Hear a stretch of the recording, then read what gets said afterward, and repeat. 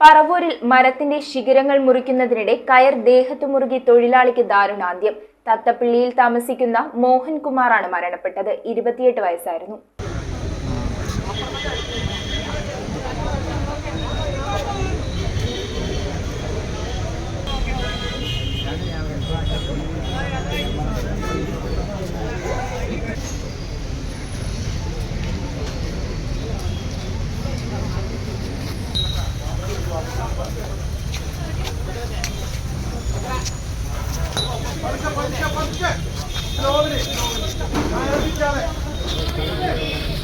പറവൂർ താലൂക്ക് ആശുപത്രിയിൽ വെച്ചായിരുന്നു അപകടം. ആശുപത്രി അങ്കണത്തിൽ നിൽക്കുന്ന മരത്തിന്റെ ശിഖരങ്ങൾ മുറിക്കുകയായിരുന്നു മോഹൻകുമാർ. മുറിച്ച ശിഖരം സുരക്ഷിതമായി താഴേക്ക് കെട്ടിയിറക്കാൻ മറ്റൊരു കൊമ്പിൽ കയർ കെട്ടിയിരുന്നു.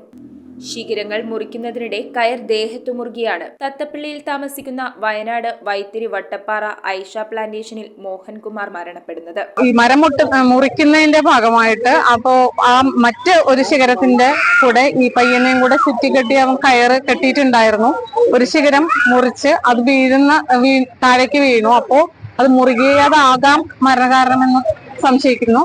ഈ പെട്ടെന്ന് ഒടിഞ്ഞു വീണ മരത്തിന്റെ കയറുമായി ഇദ്ദേഹത്തിന്റെ ശരീരത്തുള്ള കയറുമായി മരവുമായി വളരെ ഗാഢമായി അത് കുരുങ്ങിപ്പോയി. അങ്ങനെ കുരുങ്ങിയത് അറിഞ്ഞപ്പോൾ തന്നെ നഗരസഭയും ഫയർഫോഴ്സിനെ അറിയിച്ചു, പോലീസിനെ അറിയിച്ചു.